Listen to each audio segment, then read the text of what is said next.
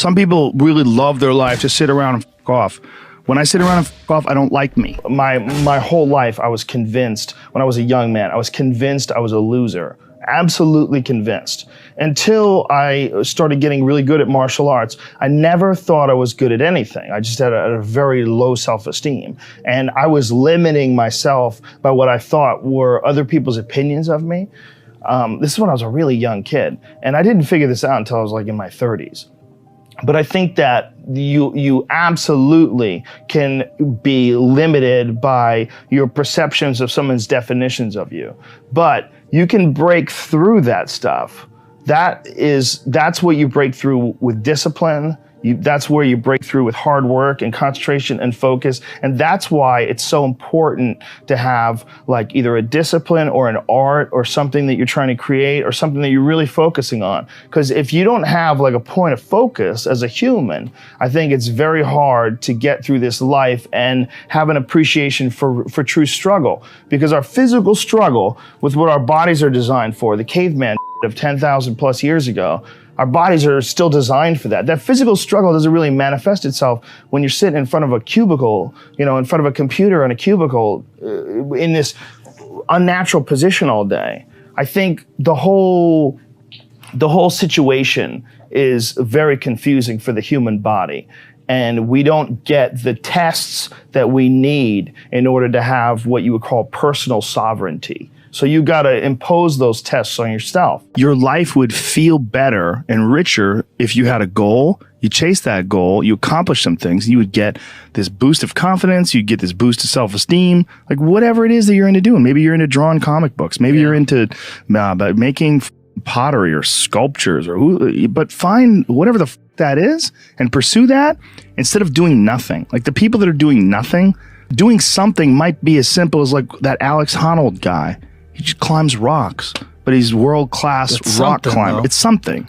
You don't truly appreciate relaxation unless you've worked hard. And that is the yin and the yang of life. And I've said this to the point of people getting sick of it, but one of the worst decisions a man can make, I can only speak for men, obviously, is to be comfortable.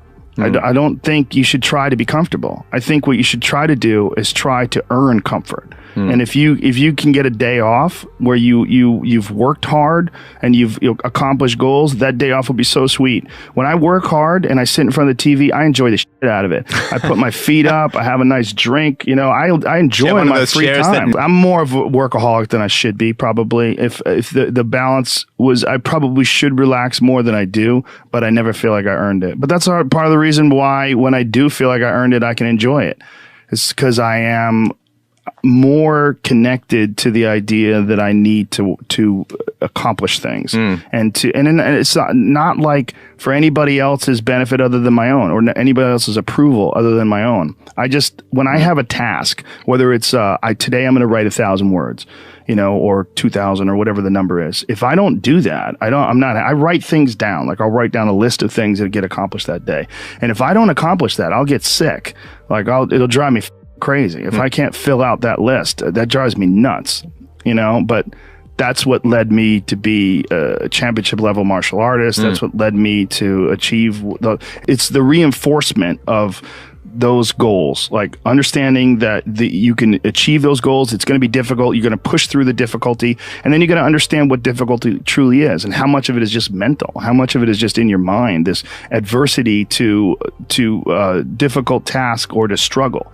And a lot of people have that. They're scared. They're scared of complications. They're scared of failure. Failure is a big one that people are afraid of. But failure is one of the most important things you could ever have as far as like the motivation to do things differently.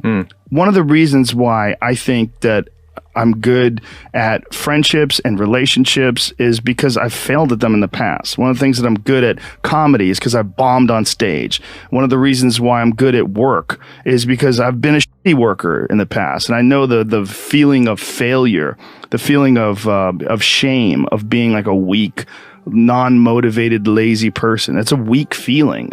You don't respect yourself.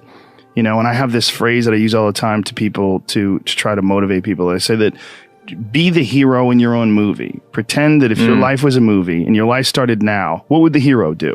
What would the person that you respect do? What would the person that you admire, person that inspires you, what would they do? Well, do that.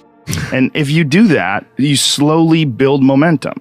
You like, today I did what I wanted to do. Today I started a class in yoga. I did this. I did all these things that I was saying I wasn't going to do. And now I feel momentum. And momentum is a very important point in people's lives. That's why some folks don't like to take days off, because they feel like they're losing momentum and they sort of have to restart the wheel up again after a vacation. Before I was successful, I realized it was stupid.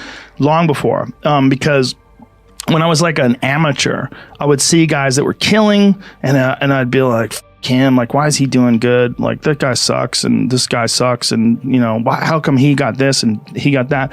And then I remember thinking, like, this is a gigantic waste of time. And I got into comedy because I'm a fan of comedy, and my concentrating on people that suck or being jealous about people that are doing well does me zero good.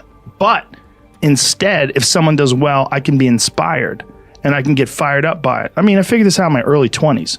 I was like, okay, this is I have a poor way of looking at it, because it's a martial arts thing. Because in martial arts, like, you can't be jealous of someone else's ability. You have to realize you might have to fight them someday. So by realizing that they're really good, you're forced to be objective about it. And you have to go to work.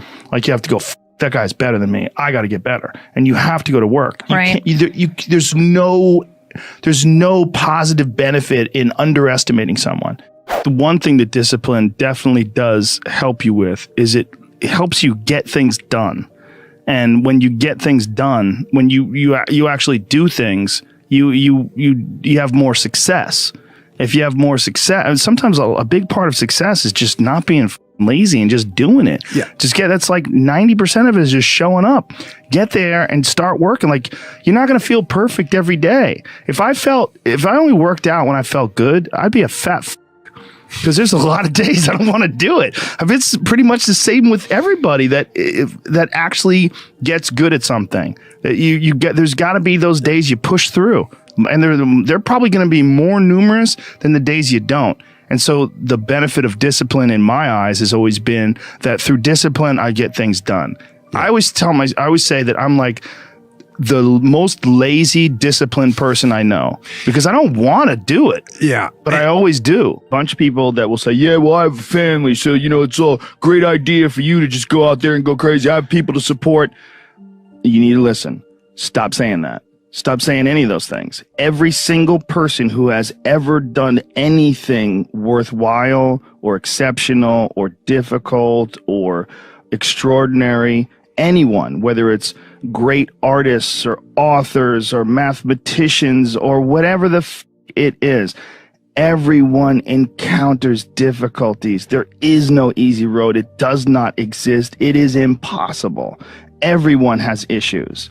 If you have time to pursue a hobby, if you have time to do anything in your life, you can better yourself. And here's one way you never better yourself.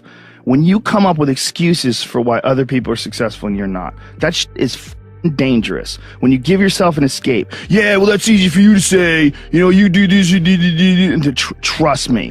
Everybody has a hard road. I wanted to jump out a window several times during my young life. I wanted to jump in front of a train, just end it because it's too much pressure. Not really. But you know what I'm saying. Theoretically. We all go through hard times. We all go through depression. We all go through doubt and moments in your life where it's really difficult and you're trying to figure out what your path is going to be. It's hard as shit. But Stefan and I were talking about this before the podcast starts, that is what makes you a person. And those difficult moments are what build your character. Show me a great man who's the son of a great man. That's what we're saying. These kids that are born billionaires, you're never going to be a self-made person. You have a backup trust for your backup trust for your trust, and you're man. The most important thing is always for all people to recognize that you're not who you were a year ago. You're not who you were 5 years ago. You're not who you were last week. You're who you are now, and this is the only you have control over. So you got to regulate how much you dwell on regrets of the past. You really got to be careful, because it's good to have a little. because my regrets, whether it's things of professional nature or the very few regrets friendship-wise, which is one thing that makes me very happy. But you know, there's life is strange. There's a lot going on. There's a lot of factors happening in life. But for sure, who I am now wouldn't have ever happened if I didn't fuck up. If I didn't make those mistakes, I wouldn't have understand the importance of friendship and kindness. And if I hadn't been cruel at some point in my life, or someone hadn't been cruel to me, I wouldn't understand the beauty of love. I wouldn't understand the full range of it because I hadn't felt the sting. If nobody ever punches you in the face, you don't really appreciate safety. Because a lot of people don't even understand what safety is. You pretend, oh, we're safe, but you are so not safe at any moment. You know, and when someone's punched you in the face a bunch of times and you've been in a street fight with some guy you barely knew, you got in an argument with him, there's something about regular safety that's sweeter. Yeah. It's more delicious. Yeah. It's more delicious. It's way better to drive your car straight after you almost lost control on a turn. You're like, wah! And then you get back straight, you're like, whoa. For sure. I'm not saying that you should go sideways around corners, but what I am saying is that there's a yin and a yang to this world, man. And you gotta fuel yourself with the fuck-ups. And most people get stuck in these patterns because they define themselves as a fuck-up, or they define themselves as a person who doesn't follow through on their ideas, or a person who doesn't pursue their real interests and loves. You define yourself by that. Well, you know, I guess I start things and I quit. No, you don't. No, you have started things and you quit. And it gives you a horrible sense of regret that's made you define yourself by that. You don't have to do that. You don't have to do that.